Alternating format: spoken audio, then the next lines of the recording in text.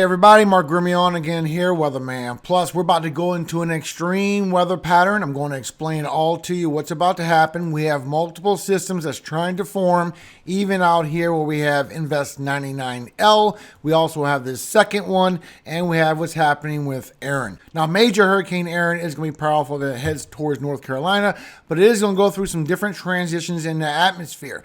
I believe Hurricane Erin has a very big surprise, everyone, and I'm going to explain to you what I mean in this video. Now, I'm going to need your help today, everybody. Wait till I show you the information. That way you see exactly what I'm talking about. I'm going to need you to share this video, let other people see this as well. What I'm showing is the impact from Erin could shift dramatically anywhere from 30 to 50 miles more towards the west. Now, when you look with the latest track and cone, this is with National Hurricane Center, you can see where the sustained winds of tropical storm force in that blue circle is forecasted to be. Now, you are in a tropical storm watch, but you also have high surf advisory all the way to the 22nd, and you have the storm surge watch. Now, I did post this in my community tab yesterday as soon as it came out of the storm surge and the tropical storm watch. This will become warnings as it gets closer. But once again, I'm showing the information that I have is that this could potentially go further towards the west, where more people need to prepare for chances of flooding and winds. So please pay attention to what I'm about to show you in this video. Now, the latest information on the other two waves. The first one is at 10% in the next 48 hours, 60% in the next 7 days. That's because of the weather pattern we're going into. I'm not expecting this one to do much, everybody. Remember all that show and glow in the Gulf, it never showed true. The trend towards the East Coast was with the Euro and the trend. Now you see on the second one, disturbance 2 is at 30% in 7 days, also in 48 hours. This one's going to a better atmosphere where it's going to be more moisture in it because of the first one taking in all this dust and moving everything. At the same time, this one's expected to be a tropical storm, maybe even a hurricane, and still go right into the Atlantic because of this pattern we're going into.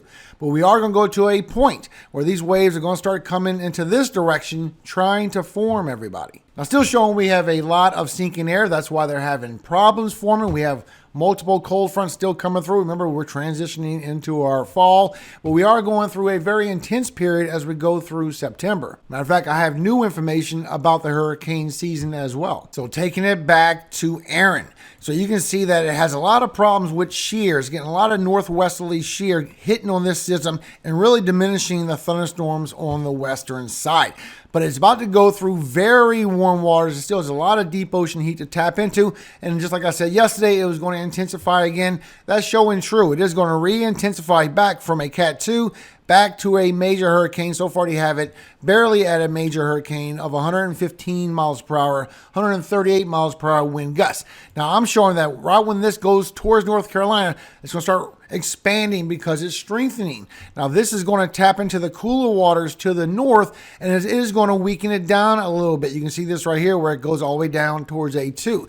Now, as it goes on that motion from a Cat 3 weakening down towards a Cat 2, the inertia effect comes into play, and this is where it bounces towards North Carolina and it expands with the wave and the winds, and then it goes back towards the east-northeast as those westerly winds up aloft pulls that towards the east. Now, what I'm showing is that bounce effect could be further towards the west, everybody. Now, at the same time, that would expand things. So instead of 10 to 12 foot waves, you could see right here towards a little bit of South Carolina, towards the rest of North Carolina, 15 foot waves, maybe even up to 18 if it does go all the way in towards the land, what I'm thinking. Also over here towards Delaware, the Delmarva, towards Virginia, you can go anywhere from the 10 to 12 foot waves up to 15 as well, and it will bring stronger winds towards the northeast. Now over here for North Carolina, this is where it's going to come deeper into your state. And the latest advisory is it's moving northwest at 7 miles per hour. Latest information on your storm surge. Now we'll see this afternoon for the update.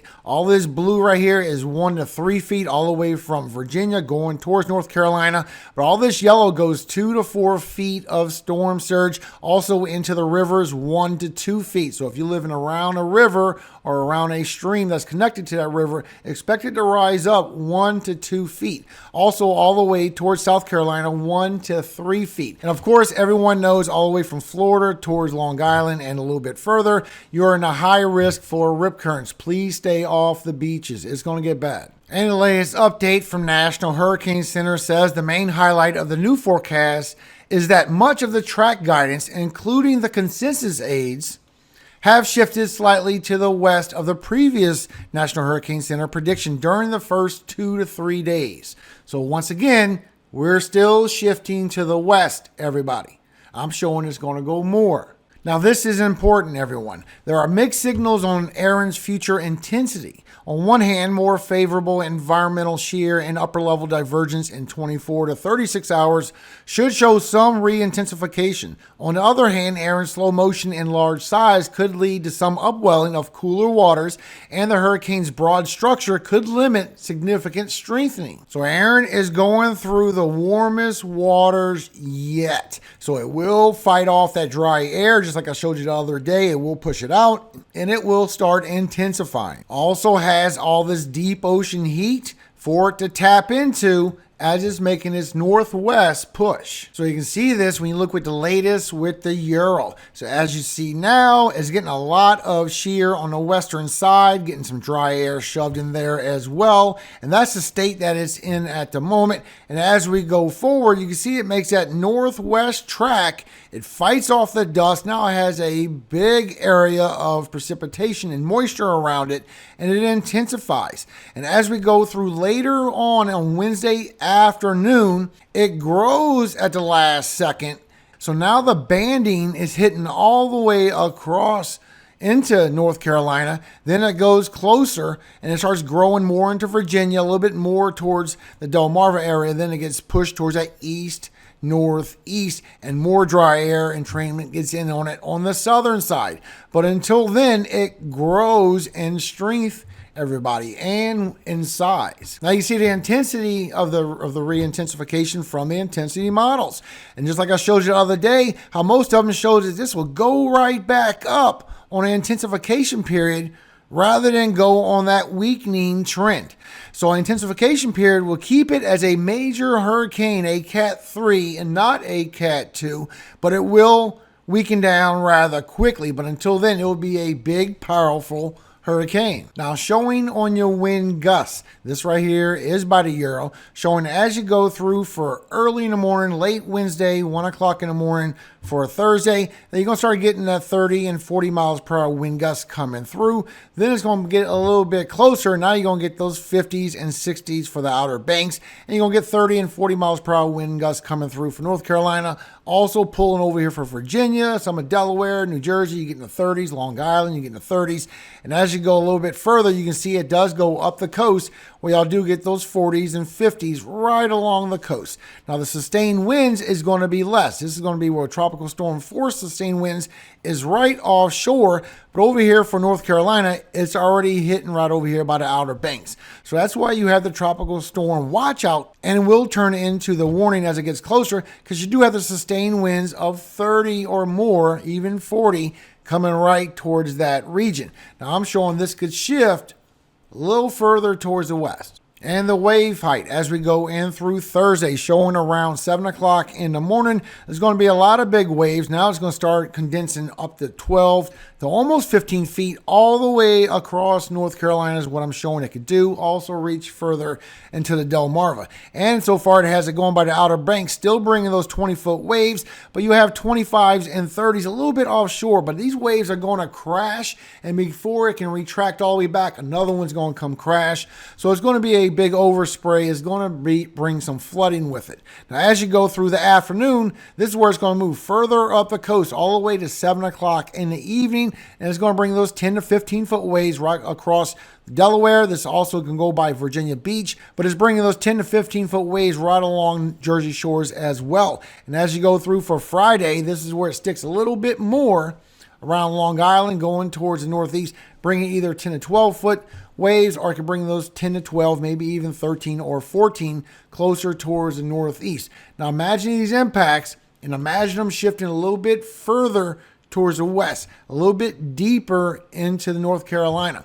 Now remember, these links are in the description below, so you can zoom in and see this information for yourself. Now I want you to see something. It was brought to my attention by BP Earthwatch. It's a great channel. He's a great guy. He's a friend of mine. Now this was brought to my attention by him, and you need to look at this. I did do some homework on this. So this is the forecast of Erin. Here's a cone. This is from National Hurricane Center showing it gets to 115.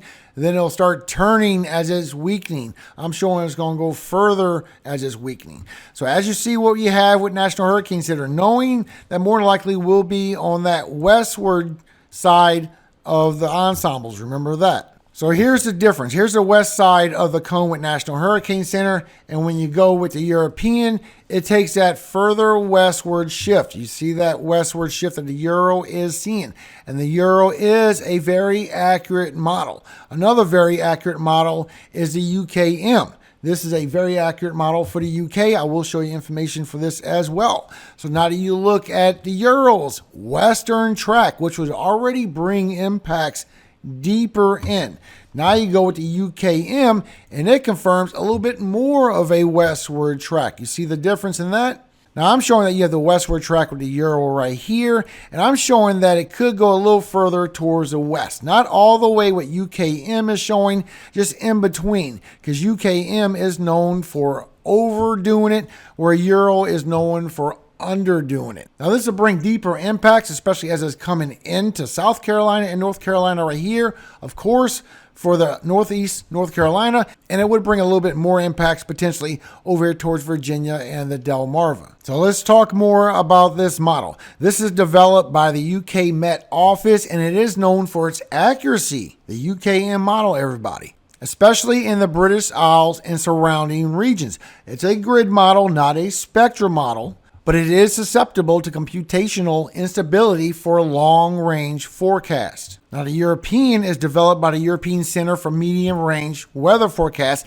It's another highly accurate global model, so they're both very accurate. Now, the UKM model is a grid model, everybody. It's a different type A model. It's known for its accuracy, particularly in offshore forecasts. Also, while it is highly accurate, especially in offshore, it is generally considered slightly behind the Euro. And when you look at the strengths of the two, the Euro demonstrates high skill in forecasting tropical cyclone tracks. The UKM model has shown impressive accuracy in multi-year hurricane predictions for the northern Atlantic and has a long-standing reputation as a market leader in forecast modeling. Also, you can see down here on the bottom that the Euro tends to underestimate while the UKM tends to overestimate. So it'd be right in between the two. While a previous study shows that the Euro to be slightly more accurate for a 5-day forecast globally, with a higher accuracy score of a 0.92 compared to a 0.90. So showing the Euro has a higher score than the UKM, both accurate. Both of them are seeing this little switch in the turn. So you got to believe what the Euro is saying, that we are going to shift a little bit more to the west. And the UKM model shows it could shift a little bit more to the west. But the Euro is more accurate. So it's not going to shift as far as the UKM, but it could shift a little bit more to the west. Here is National Hurricane Center beginning of the track. Let's just go by the beginning, not all the way down. The Euro sees that it's going to do a west-northwest turn. So does the UKM. They both agree on that west-northwest turn just in the immediate forecast. National Hurricane Center don't have it quite like that. They have it a north-northwest. Now the weather pattern we're going into, where we have more chances of tropical storms and hurricanes to form, I'm still showing we have a lot of sinking air. It's going to be very difficult for them to form. If they do form, it will be in these little pockets of favorable environment that they find, getting away from shear and possible dry air. So you can see right here with National Hurricane Center, you have a wave going through, another one going to Eastern Pacific. We have another wave coming through. This is in 48 hours. And as you go to 72 hours, you see how they did shift and they did move. And we have more waves. We have another 2 waves. We have Invest 99L in this other system coming through. This is in 72 hours, while these move more than likely out towards the west. But at the same time, we have this expanding high pressure that's going to be expanding soon as Erin gets out the way. Erin is acting like a trough coming through, keeping that high pressure at bay. It is big, it is broad, but this high pressure is waiting to expand. So as this high pressure expands after Erin, it's going to expand further towards the west, and these waves are going to eventually turn towards the north, being steered by this high pressure as it gets pushed to the west, fighting shear, fighting dry air, also sinking air. We have these cold fronts coming through, so it has a lot of problems. Showing with Invest 99L, this is a wave that just came off the coast of Africa, has a lot of chances to intensify. Could definitely be a tropical storm, maybe even a low-grade Cat 1 hurricane. Now you can see the census showing maybe in 5 days it'll be somewhere out into this region. We also have another one that says it's going to be turning further into the Atlantic. Now in 5 days, you can see this first wave coming through. It still has a chance of 75 to 80% chance of being a tropical depression. And as you go 6 and 7 days, it goes towards the Atlantic, just like we've been forecasting here. Getting sheared, demolishes that wave, and no further development possible. You have Erin coming around. You have this next tropical wave. You have Invest 99L. You have another one coming off the coast of Africa. You also can see this high pressure pushing everything to the west. Now, this high pressure is going to start retracting back slowly and slowly towards Azores. Then it's going to extend again. So watch this. Watch Erin goes north. You see those next tropical waves coming through and another one coming off of Africa here. So here's 4 or 5 of them coming off the MDR. And you can see that it starts headed towards the north on the latest update. So it shows the Euro, it shows the Atlantic Ocean, what we've been forecasting here for that Gulf storm to be in Atlantic. But sooner or later, the Gulf could be at play, everybody. Look at the weather pattern. You have this big trough of colder air that's coming through, bringing all those below average temperatures as well. But that is going to bring shear that's going to weaken down these systems as they try and form up down the road. See the Atlantic, this one's curving north, this one's curving north. All of them's going into the Atlantic. This right here is your 0Z run, showing something could happen on that wave way down the road, maybe 8 days, maybe showing the same type of scenario while this trough pushes that out and shears it down while these all go into the Atlantic. But as we go late August, early September, these waves are going to start moving further to the west and they can start turning from this high pressure potentially towards the Bahamas. You got another one in the Caribbean, and you're going to have another one coming off the high pressure. So watch this. The high pressure expands as you go from late August into September. The cold front goes away. Now we're going to a high ridge, and these waves are able to head to the north. Now, this one shows a strong system going towards the Gulf, and we are going to have tropical waves going in that direction.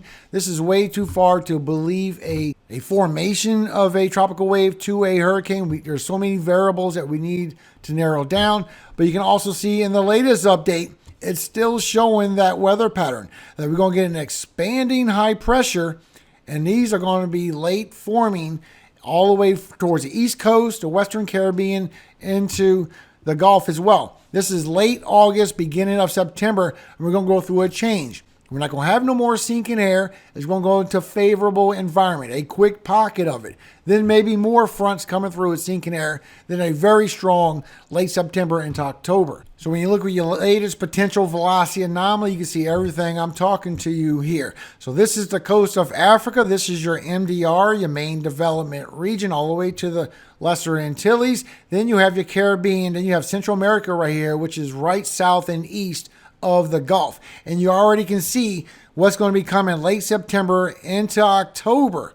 The whole MDR, and especially the Western Caribbean and the Gulf, is going to a big pocket of favorable environment. Now, if y'all remember, Ian, Helene, multiple hurricanes, I have showed you this coming from far off, and we watched it get closer and closer and closer. Please pay attention to this.